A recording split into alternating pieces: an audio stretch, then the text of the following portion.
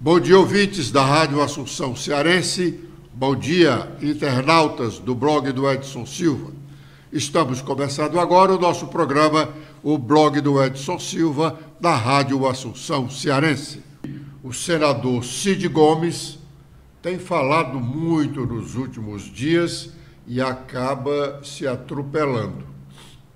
Agora, ele disse que pode abrir mão da reeleição para o seu irmão Ciro.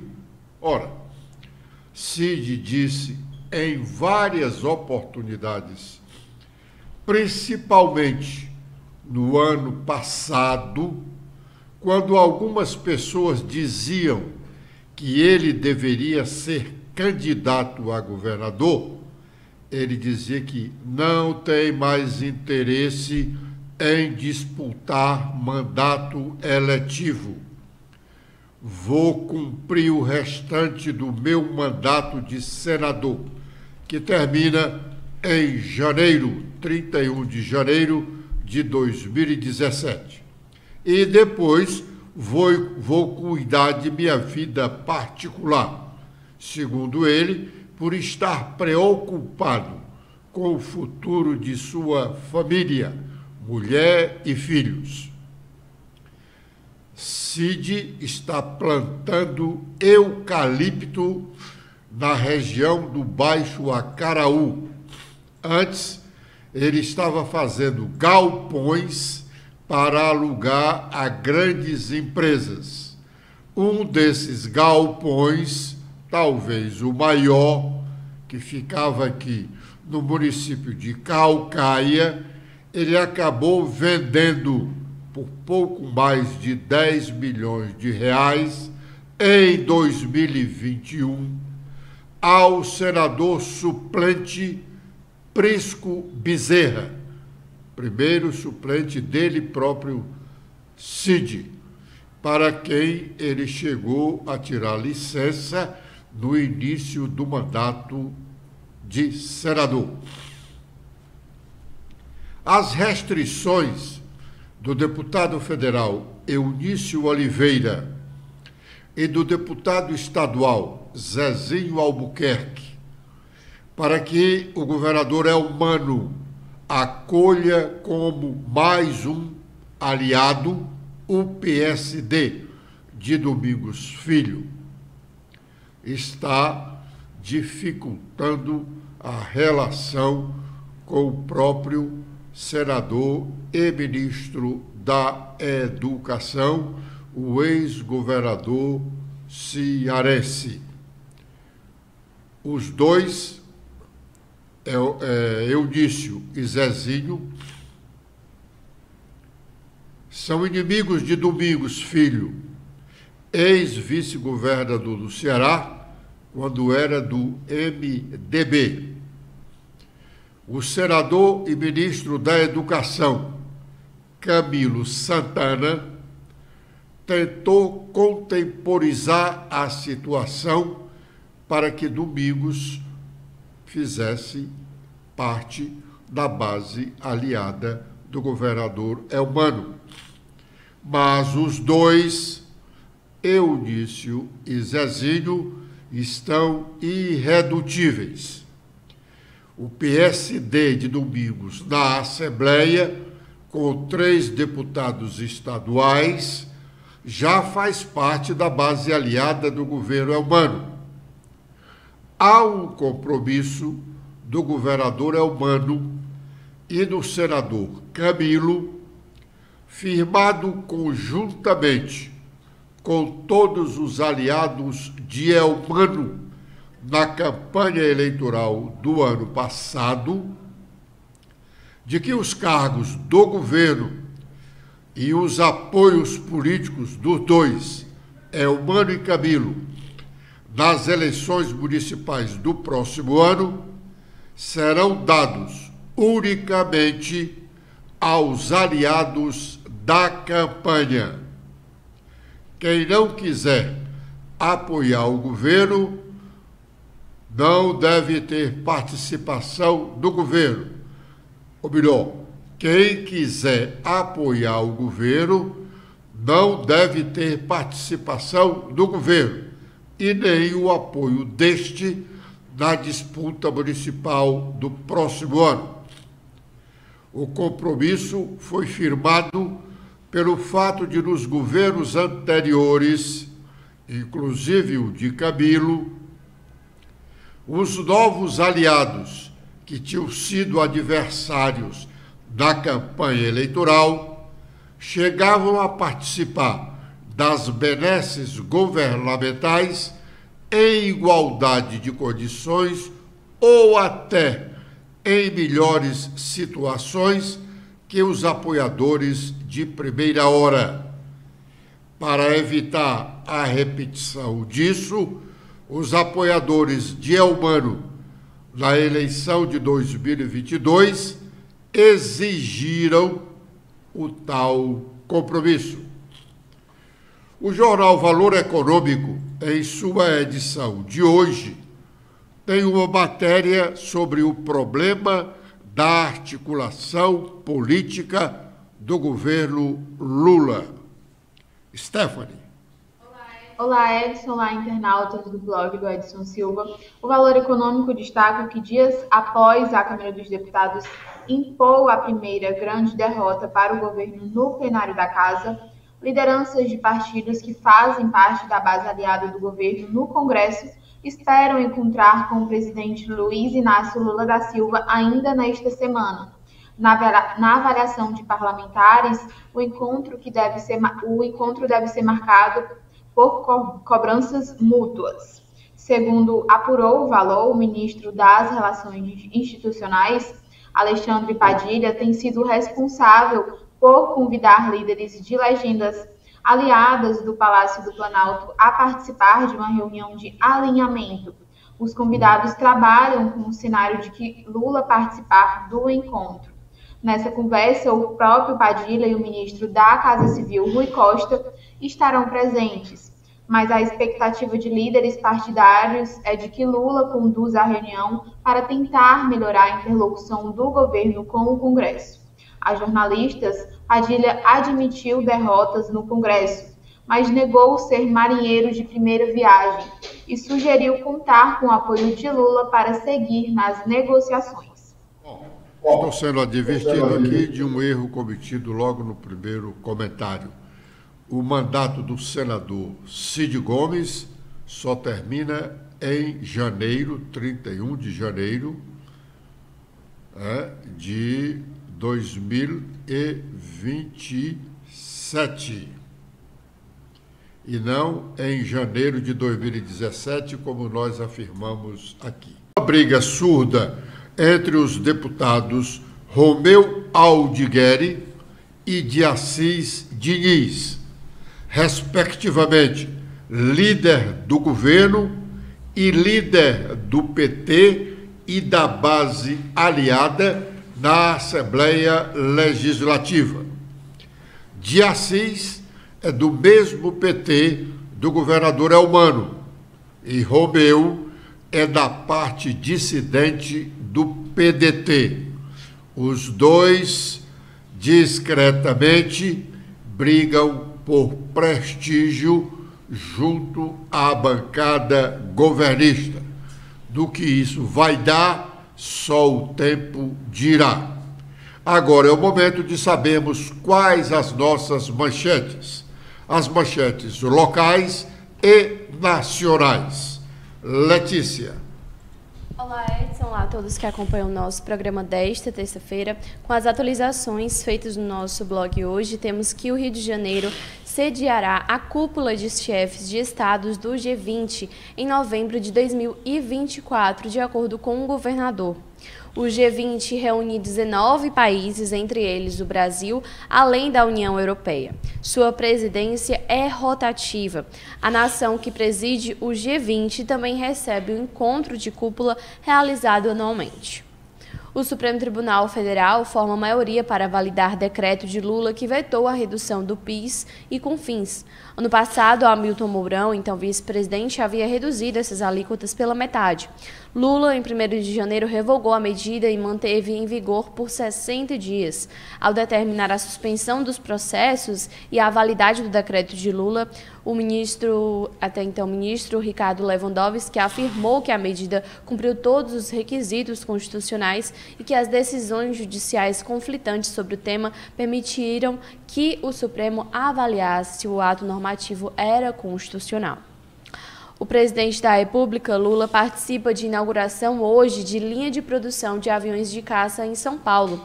O contrato de empresa sueca Saab com a Força Aérea Brasileira prevê a entrega de 36 aviões até 2027, além de transferência de tecnologia para o país. E aos 37 anos morre o deputado federal Davi Miranda. O presidente Lula lamentou a morte do deputado do Rio de Janeiro no Twitter, um jovem de trajetória extraordinária que partiu cedo demais. Com os destaques nacionais, iniciando pelo Estadão, temos em principal manchete sobre a indústria automobilística. O governo discute como retomar o carro popular e baixar o preço para até R$50 mil. Esse debate envolve montadoras, revendas e também a União, mas mesmo entre os fabricantes há resistência de ideia. Com os destaques do Globo, temos em principal manchete a coluna de Mira Leitão, que fala sobre proibições, aumentos para servidores, concursos e renúncias fiscais, as novas travas do arcabouço fiscal. O Congresso Nacional já tem lista de medidas para modificar o projeto, como o aumento de capital de estatais. Temos também destaque a coluna de Bela Megali, fala sobre o alerta vermelho entre os bolsonaristas sobre segundo celular de Mauro Cid. 3 aparelhos celulares foram apreendidos pela Polícia Federal na residência do braço direito do ex-presidente Jair Bolsonaro. Já a coluna de Malu Gaspar fala sobre o depoimento do ex-ministro da Justiça, Anderson Torres. Ele passou a achar bom politizar a sua prisão. Com as últimas da Folha de São Paulo, temos que o novo número 2 de Fernando Haddad deixa diretoria do WhatsApp para assumir cargo na Fazenda. Durigan defendeu o aplicativo em discussões do PL das fake news. Apesar de descrito como habilidoso, ele é alvo de dúvidas. E também temos sobre o governo Lula que emenda de ministro vira obra que empurra água da chuva para dentro de casas. Juscelino Filho nega a responsabilidade ao direcionar verbas para projeto de baixa qualidade. O ministro Alexandre Padilha, das Relações Institucionais, fala da posição do governo em relação à indicação dos nomes para a CPMI, Comissão Parlamentar Mista de Inquérito, que vai apurar no Congresso Nacional responsabilidades de pessoas públicas nos atos de vandalismo do 8 de janeiro em Brasília, quando foram depredadas as sedes do Congresso Nacional, do Poder Executivo e do Poder Judiciário. Vamos ouvi-lo. Eu quero entender agora por que a oposição até agora não indicou os membros para a CPMI. Eu acho que eles estão indo lá porque não conseguiram sustentar a sua teoria terraplanista, que tinha na CPMI como o grande instrumento para sustentar a sua teoria terraplanista, não conseguiram até agora, talvez estão inventando outras coisas para fazer. A CPMI vai colocar uma pá de cal na teoria terraplanista de quem a vítima é a responsável pelos atos terroristas. Nós vamos nessa semana, tanto do Senado quanto da Câmara, acelerar a indicação dos membros do governo, da base do governo para a CPMI, para que a gente possa falar. 3 questões nós falamos são centrais e decisivas. Primeiro, a apuração. A apuração que está sendo feita pela Polícia Federal, pelo Ministério da Justiça e pelo Judiciário. Aliás, na semana passada demos um passo além na apuração em descobrir envolvimento de assessores diretos do ex-presidente da República em movimentações golpistas, antidemocráticas, sinalizando, inclusive através de áudios, a participação direta desses assessores diretos do ex-presidente da República. A apuração continua, Ministério da Justiça, Polícia Federal, mais de 1.300 pessoas já indiciadas. No Judiciário acolheu já cerca de 200 pessoas como réus e continua o passo fundamental dessa apuração. Nós vamos até o fim para saber quem financiou, quem organizou, quem mobilizou os atos terroristas. Inclusive a AGU já conseguiu bloquear mais de 20 milhões de reais de bens daqueles que foram identificados como financiadores dos atos terroristas. Segunda prioridade, segundo caminho, manter a votação e o calendário central prioritário do governo. Como eu falei, são 5 grandes prioridades, 3 delas nós já vencemos o calendário, tem 2 prioridades ainda, que é concluir a votação dos programas sociais que foram recriados através das MPs e concluir a votação do marco fiscal. Esse calendário dos 2 está sendo absolutamente cumprido e tenho certeza absoluta que vai ser cumprido sem qualquer interrupção. E terceiro é enfrentar a narrativa política, o debate político que está em torno da CPMI. Nós vamos enfrentar, ter maioria e colocar uma pá de cal nessa teoria terraplanista. Bom, o ministro Alexandre Padilha precisa ter mais cautela ao falar sobre a CPMI. Até hoje, não mudou a regra, ainda até hoje vale aquela máxima de que CPI, Comissão Parlamentar de Inquérito, ou CPMI, Comissão Parlamentar Mista de Inquérito. A CPI é privativo de uma das 2 casas do Congresso, da Câmara ou do Senado. E a CPMI é privativa do Congresso Nacional. Desde muito tempo se sabe que qualquer uma das 2 sabe-se como começa, mas não sabe-se como termina.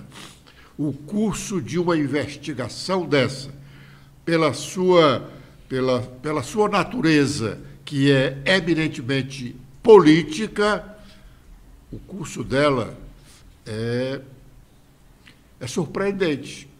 Aqui e acolá, ou aqui e acolá não, aqui e acolá sempre surge uma novidade não interessante para o governo.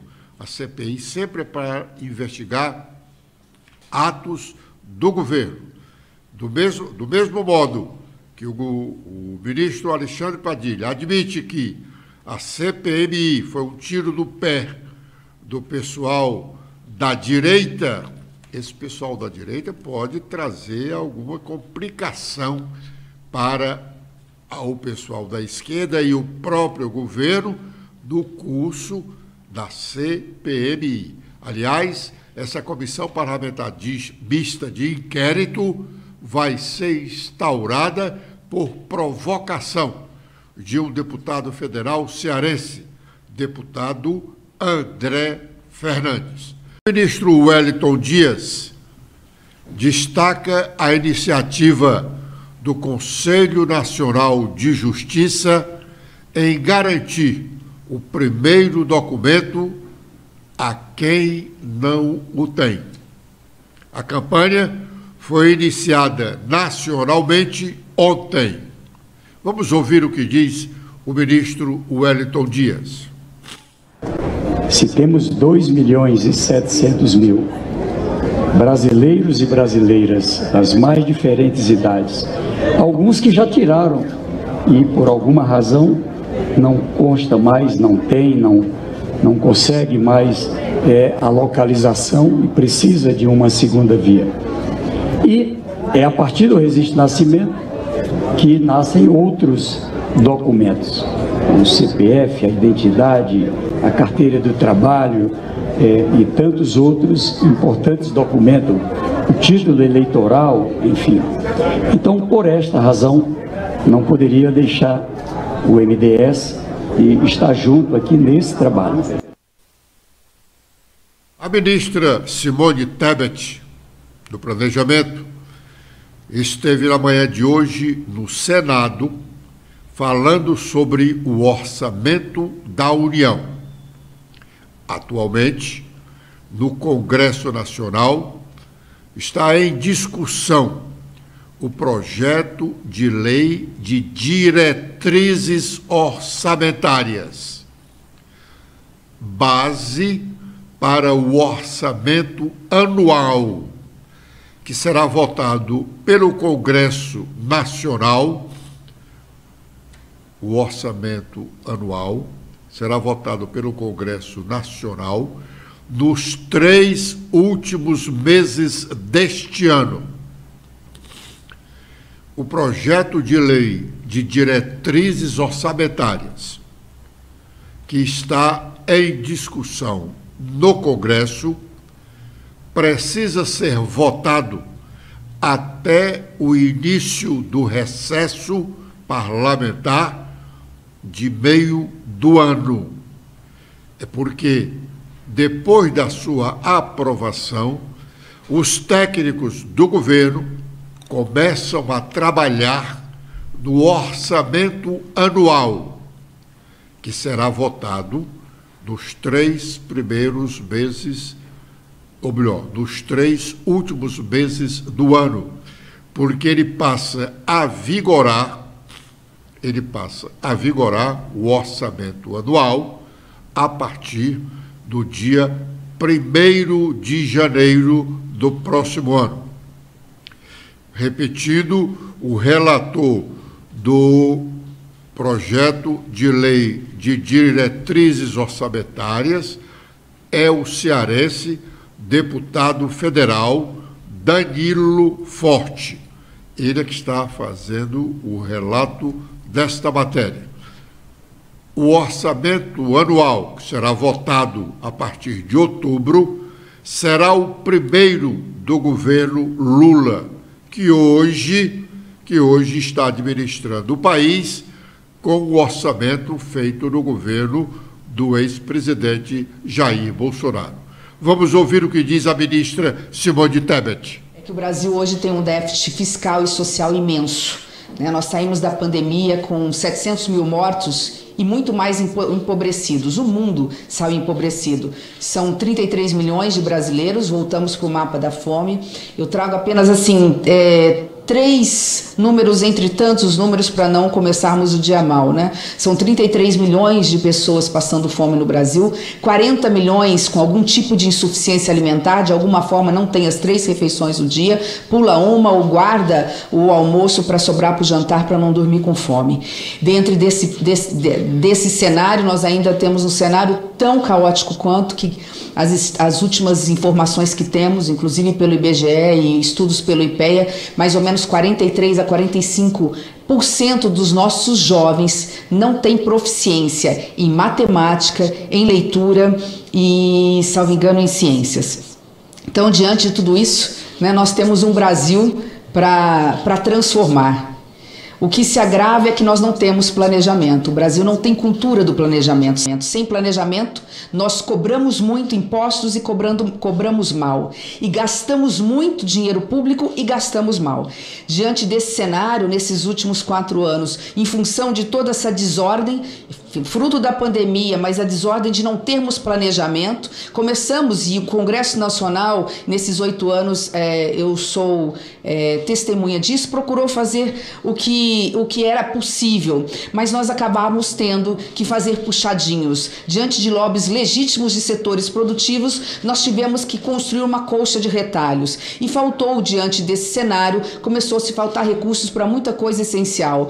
Quase 5 anos sem atualização de merenda escolar, 4 anos sem se construir uma casa no programa Minha Casa Minha Vida para a faixa 1, para quem ganha até um salário mínimo e meio, entre todas outras as demandas. Tudo isso para dizer e justificar que foi necessário uma PEC da transição. A deputada federal que foi eleita com o nome, a deputada federal cearense, que foi eleita com o nome de Daiane do Capitão, ela é a mulher do capitão Wagner, mudou o seu nome parlamentar.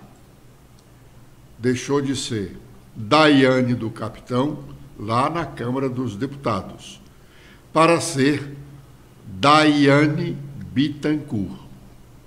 Daiane Bittencourt Santil é o nome próprio dela. Não há uma explicação oficial lá no site da Câmara sobre a mudança do nome parlamentar da mulher do capitão Wagner, da Daiane. Mas ela continua no União Brasil e casada com o capitão Wagner. Só que o nome parlamentar dela não é mais Daiane do Capitão, e sim Daiane Bittencourt.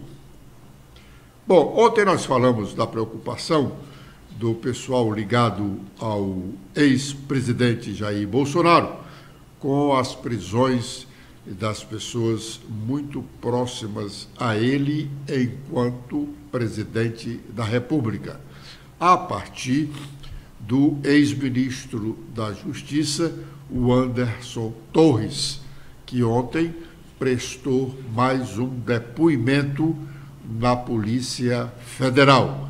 Este sobre sua ida a Salvador, na Bahia, na véspera do segundo turno das eleições, segundo diz o mundo político, para pressionar a Polícia Federal do Estado da Bahia a emprestar apoio à Polícia Rodoviária Federal, que trabalharia, como de fato trabalhou, no dia da votação do segundo turno, para dificultar a ida de eleitores supostamente de Lula às urnas.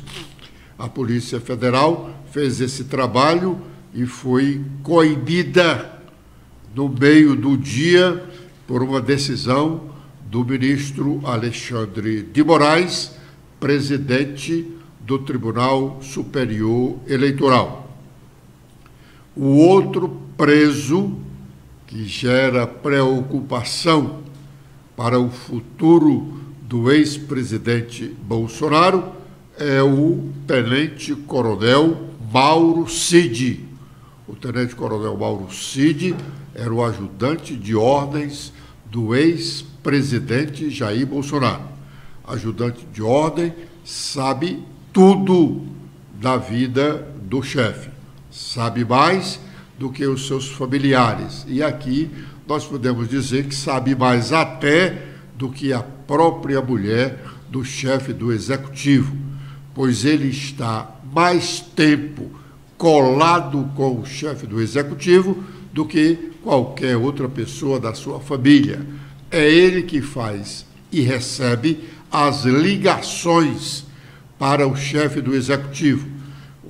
O tenente-coronel Mauro Cid era o homem que recebia e fazia as ligações do ex-presidente Jair Bolsonaro. Então, sabe muito, sabe tudo.